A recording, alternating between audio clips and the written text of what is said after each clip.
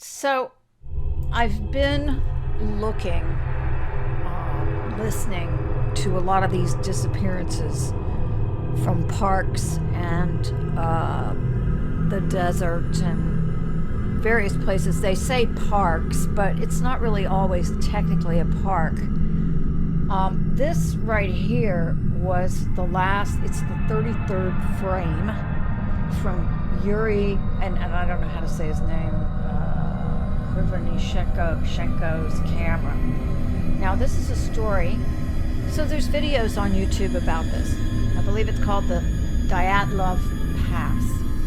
And this thing captured my imagination because I'm doing research on these military bases and underground bases and potential underground bases and underground cities and underground, the Nazis built a lot of underground.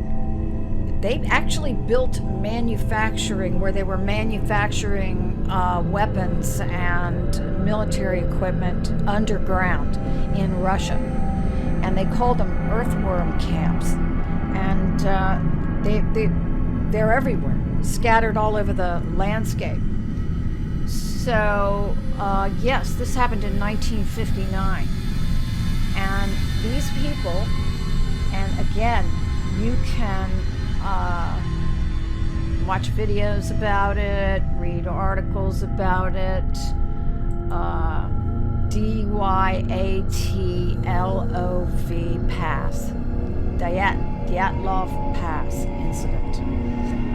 And the interesting thing about this, which caught my interest right off the top, I've been researching all these missing people, and I got to this one, and YouTube put their explanation down at the bottom. They only do that when they're trying to manipulate you they're trying to tell you what to think about it. They don't waste their time trying to tell you what to think about things that they don't care about. The things they're trying to cover up is what they want to steer you.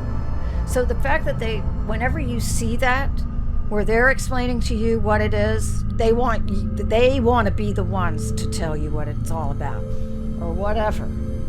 So we've got the situation in 1959, and these people are going up and into these mountains. They're exceptional skiers and hikers, and they were graduates from the Polytechnic Institute, and they were documenting everything. And they left on the 27th of January 1959, and they never returned home. Well, they were found. They went looking for them, and they were shocked at what they found. First of all, just going over the facts as I know them in the series of events that took place. They were in their tent, okay? The tent had an entrance and an exit, but for some reason, they cut through the inside of the tent to get out of the tent. So whatever happened that frightened them, well, there's a theory that it happened inside the tent. And I would agree with that. They're cutting the tent. They're not leaving the tent. They're getting out as quickly as they can by cutting it. However, their footprints outside the tent are pretty evened. They're not running willy-nilly. They're walking. So, and there's no other footprints anywhere around, just theirs. So they're getting out of the inside of the tent, and they don't go out the front part of it. Now, it's my contention they could have heard something coming from another direction and decided to get out that way. And once they got out there, who knows what happened. But they ended up moving away from the tent. Now, looking at some of these pictures, here's what they documented. And these are photographs that they took. Remember, this was 1959. These victims had no idea what was in store for them. Here are a few pictures showing them before they met their terrible death. There were two women, and this one was very attractive, and a lot of the men had a crush on her. And here's the other woman right here. And here they are. They're all snowed up. It's 32 degrees below zero here. And this is kind of endurance that these people had. They did this stuff all the time. Says reader, remember, this group was made up of people who knew the outdoors. They were veteran skiers, mountaineers. Yet whatever befell them negated all of their experience.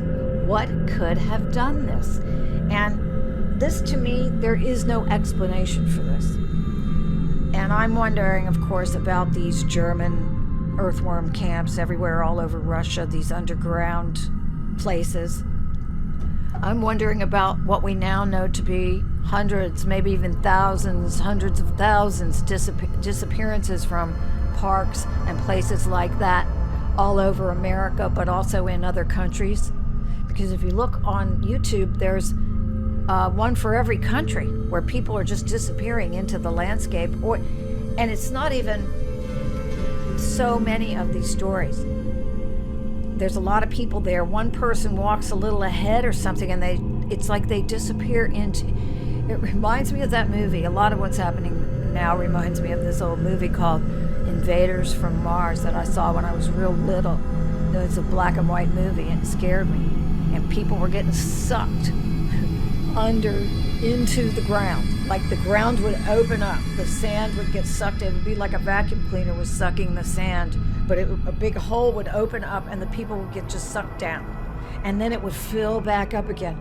So if anybody came up over the hill, it didn't look like anything. It didn't look like anybody had been there. But the person, meanwhile, was sucked down into this underground system. So something crazy happened. And here they all are.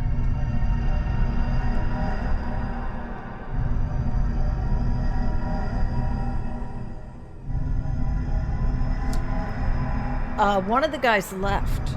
He got sick and he had to leave. He didn't want to. But if he hadn't, he would have ended up like they did. So when they finally got there, this is what they found.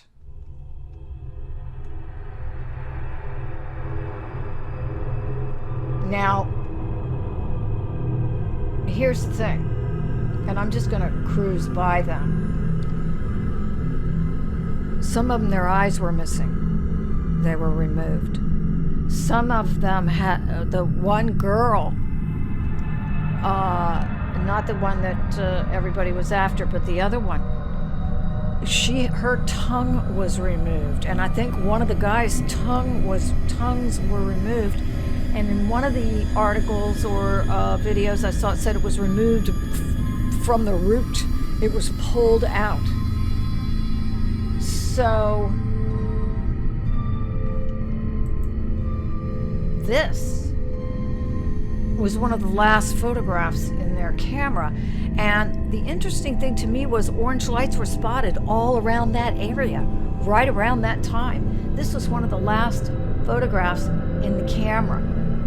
Here's a photograph of the tent as they found it. So there was some light snow on top, but there was no avalanche. People tried to say it was an avalanche.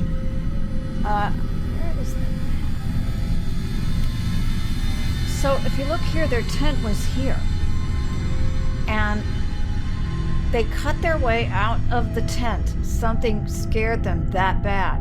They walked down here. Now, some of them were found naked because they must have died from their injuries or whatever. They had various injuries. One of them, the girl, she was struck on the side, had a big bruise. You know, some of them had cracked skulls, but there was no avalanche there.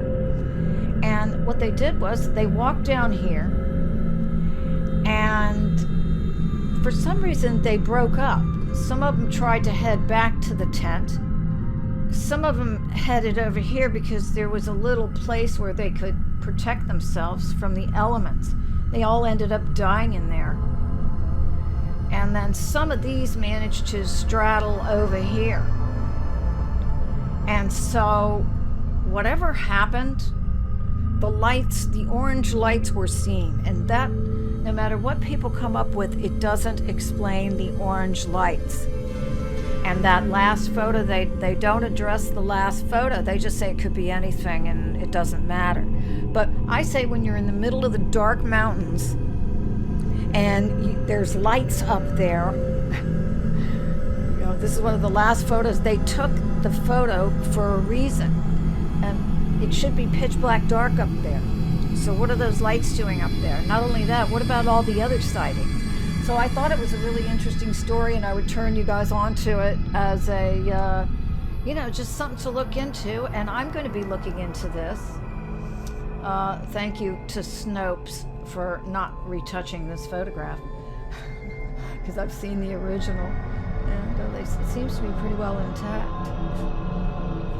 And as you can see, some of them died here in that little place where I just showed you, where they thought they were going to get help. And here is a blow up of the photo, the last photo. And again, people reported orange orbs and orange lights that night, all around that area. So it's interesting to me that they took this picture. And I believe this was the guy, the people who had their tongues pulled out, their mouths were open. And here you can see there was an entrance and an exit, but they didn't use that. They cut their way out of the tent. And here you can see where they slashed it open and went out that way. And they could have gone out this way. So it just makes me wonder if they didn't stick the camera out there, take the picture, and then leave, or leave and then take the picture. But what happened at this point of the tent that they couldn't just go out? Now, someone did suggest that there was a stove in the tent and somewhere, and they had just set it up and had used it. Well, if something was happening with the stove, I could see that, maybe, if the stove was right there, but then that doesn't explain any of the rest of it. So interesting.